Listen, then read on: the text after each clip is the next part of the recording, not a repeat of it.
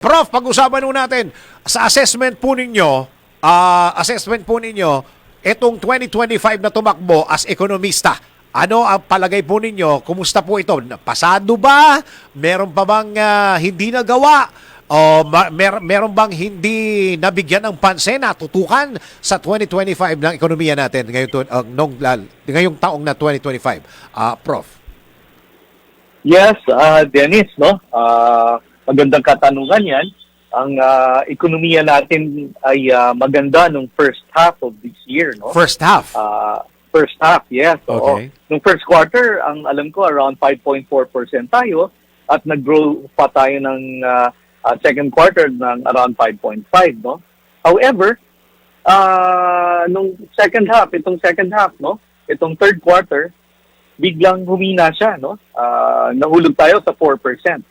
Ang kadahilanan niyan ay yung bagyo, yung mga pagbabago sa klima, no? And also, alam niyo na, yung kaguluhan sa governance. Flood control. No? Yes, yes. Actually, so balik tayo doon sa tanong mo, anong grade? Ano grade? Masabi natin for now dahil may biglaang paghina, sabihin natin slightly off, no? Kung akong tatanungin mo. Even though na may growth tayo, however, man-made yung governance-induced yung paghina ng ating ekonomiya na tingin natin ay ma-avoid sana, no? At mapapalakas pa. So out of 10, no? Siguro masabi natin nasa 6 tayo, no? 7 ang passing. Pasang-awa, Prof. Well, in a way, passing 7, ang passing natin ay 7. Tingin ko, bagsak. nasa around 6 tayo. Bagsak pala yan, Prof. Oo, kasi, alam mo, ang sombrero natin, ekonomista, no? Hindi tayo, we're not siding with any political groups. No? But if you look at the growth natin, may growth naman, no? Pero, again, talagang, tingin natin mas manageable, mas kaya pa nang palakasin, pero hindi nangyari, no? Lalo na halos nasa gitna na tayo or second half na rin ng term ng administration na ito, no? Dapat remote control na lang yan, dapat smooth sailing. Unfortunately, hindi na COVID ang pinag-usapan Though tinatamaan pa rin tayo sa external concerns, pero yung yung domestic concerns ang talagang overwhelming, no? Ang talagang nagpahina at nagpabaksak. Isipin na, imagine, no, from 5.4 to 5.5, bigla nahulog sa 4%. That's really a significant drop. No? And even all institutions downgraded their expectations for the Philippine economy for this year and for next year. Paano po yun? Babalikan ko lang sinabi nyo kanina, Prof, yung first half, medyo okay tayo, pataas tayo. Ibig nyo sabihin, nung pumutok itong mga flood control projects na ito, parang inubo, parang napunta na, parang hindi na nakarecover, parang ganon. Pero, kung wala sana itong mga flood control projects, anomalies at mga issues na ito, pataas sana tayo, Prof. Yun ba ibig nyo sabihin? Yes.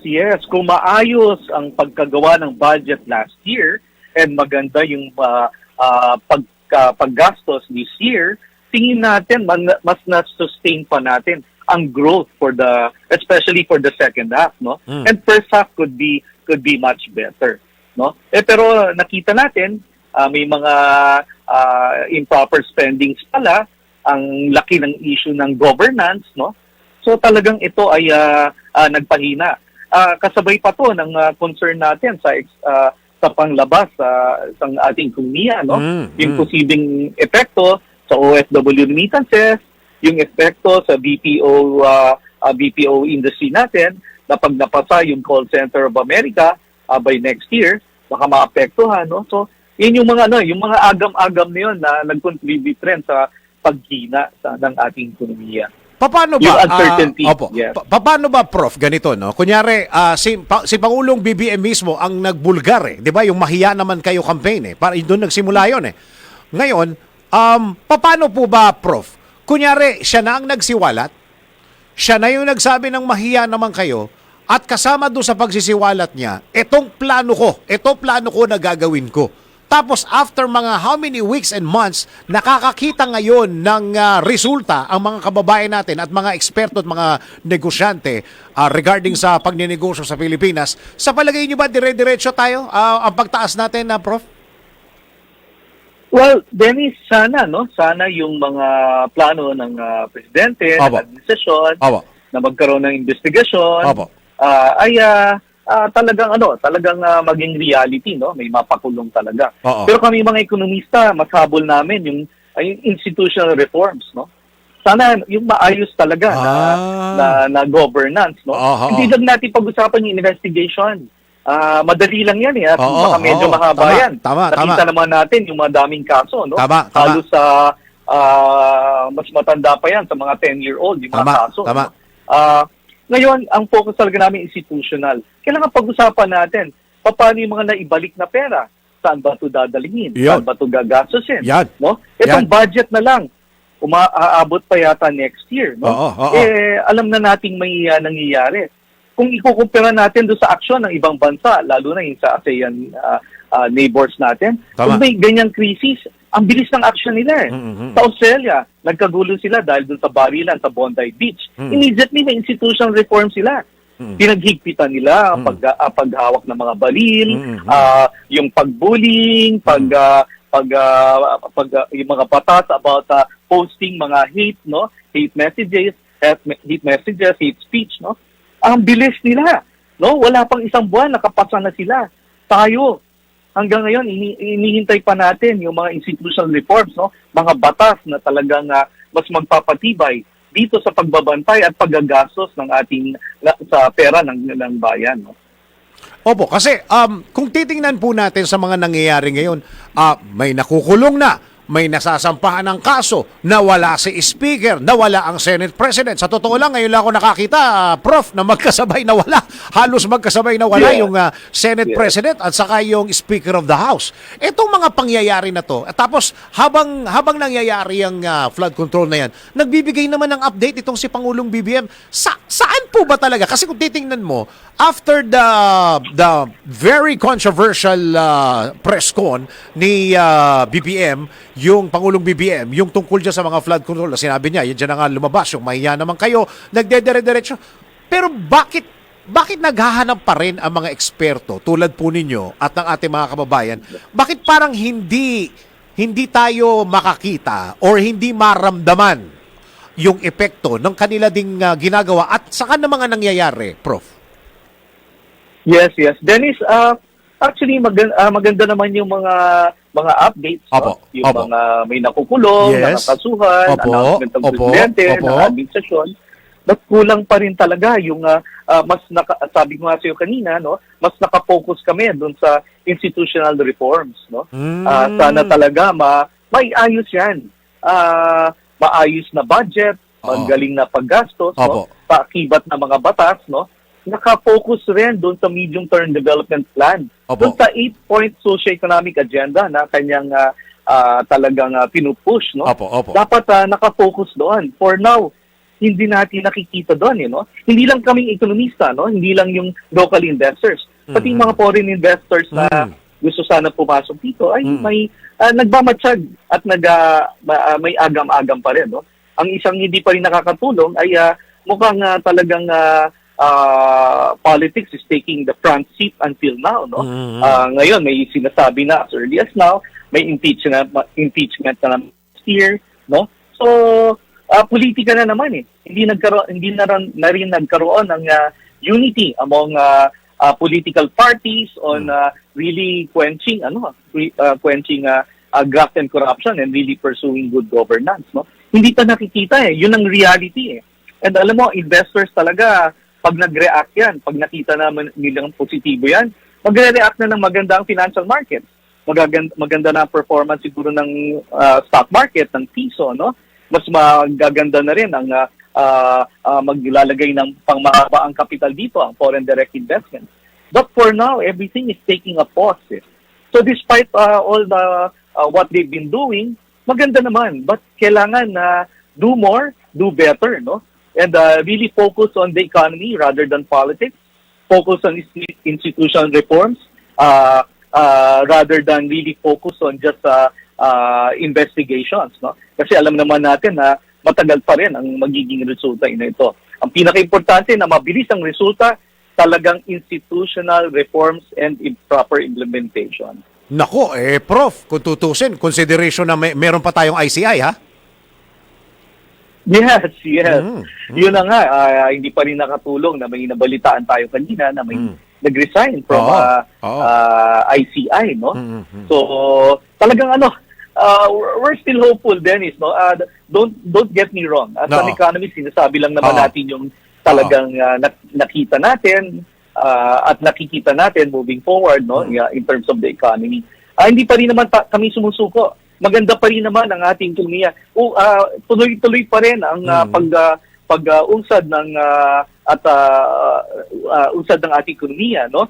Lalo na ang BPOs malakas pa rin, OFW remittances ay malakas pa rin. Sana yung paggastos ng tama ng gobyerno ay makatulong itong fourth quarter para naman mas umusad, mas gumanda kaysa sa 4% growth last third quarter, no? So, yun ang inaasahan natin for this quarter and hopefully for next year. Yun hong, puntahan ko lang sandali, Prof, yung mga negosyante, kahit na mga local business people, ano dapat ang kanilang maging character, maging attitude sa pagpasok ng 2026 given doon sa mga binanggit po na ninyo na problema nung 2025? Yes, Dennis, maganda na tanungan yan, no? Despite yung mga pagsubok ngayon, yung nakikita nating governance issue, concerns dito sa ating bansa, naniniwala pa rin naman tayo na madaming pa rin oportunidad, no, dito sa ating bansa. So, kailangan ibukas sila ang kaisipan nila, tenga at mata nila doon sa mga oportunidad, lalo na doon sa kanilang locality, no? Palakasin nila yung kanilang business, paano, no? Kailangan handa sila in case na humina ang consumption, kailangan mag-cut cost sila ng operational expenses, no? But moving forward, kailangan makita rin naman nila yung mga sektor na tingin natin na posibleng lumakas, no? Consumption may sign na medyo humihina, but somehow magbabounce back yan, no? Usually, January, February, dahil sa holidays, medyo mahina yan. Kailangan nag-challenge sa kanila, paano nila mapalakas ang kanilang business, no? So, kailangan mag-digitalize na rin sila, no? Para mas efficient, no? So, ang dami pa rin namang opportunities, Ang dami pa rin namang sektor na posibleng mag-grow, no? Yung mga sektor na mahina ngayon, agrikultura, no? Tingnan din nila, baka naman may pagkakataon doon, no? Sa mga gadgets, telcos, yan pa rin naman ang talagang isa sa mga interest ng ating mga consumers, no? Na pwedeng kanilang tutukan, no? Pagkain, andyan pa rin, no? Masasarap kumain ng mga Pilipino. So, kaya kailangan talagang pakita pa rin nila yung oportunidad dito sa ating ekonomiya. Saka isa pa siguro, Prof, pwede natin i-advise sa mga business people ay maging handa sa pagbabago ng mundo. Well, tama po yun, no?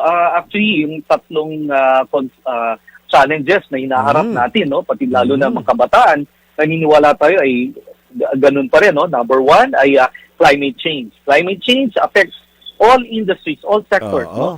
Food security, health security, no?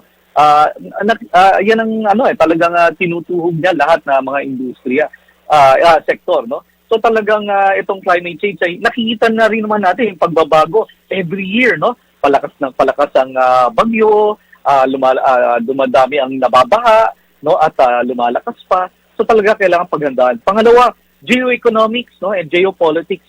Yung geopolitics, mukhang tuloy pa rin ang mga kaguluhan sa panglabas, no? Sa Middle East, sa Europa, no? Nakikita pa rin natin gano'n na posibleng makaapekto sa mga kalakaran sa pang-ekonomiya, no? Lalo na yung langis, no? At yung mga iba pang raw materials. Geoeconomics because, alam mo, nung nanalo si Trump, medyo niyanig niya ang ating global economy, no? Dahil sa mga taripa.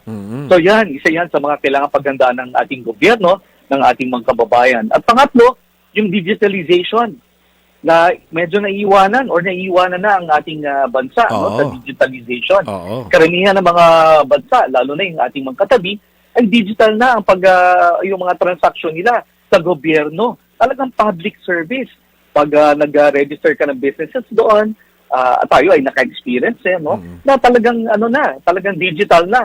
Hindi na kailangan pumila sa mga government buildings, no, at makadagdag sa traffic, no. Talagang digitalized na sila at sila ay naghahanda sa artificial intelligence. Na nakikita naman natin na talagang game changer, no, na makakapagpaganda sa mundo sana, kaso lang may mga umaabuso. So yan ay pinaghahandaan na ng ating mga katabing bansa. So yan ang mga inaharap natin. Climate change, geoeconomics and geopolitics, and then digitalization and AI. Hi, hoping and praying for the best 2026 pa rin, Prof. Yes. So, Dennis, naniniwala pa rin naman tayo. Andito pa rin naman tayo sa Pilipinas. Yes. Ang sinasabi lang naman natin ay ito ang kahinaan ng ating ekonomiya, ng governance, no? Kailangan palakasin natin. Hindi pa rin naman tayo nawawala ng pag-asa sa ating gobyerno, sa ating mga kababayan. Ang sinasabi lang natin, kailangan natin talagang tutukan yung totoong solusyon, no? Para naman mas maganda ang ating ekonomiya for 2026 and even until 2028. Yeah. Prof. Astro Del Castillo, maraming salamat po sa oras na binigay niyo sa DWIZ at Happy New Year, Prof. Dennis, Happy New Year yan. Happy New Year po sa ating mga kababayan. Mabuhay po kayo.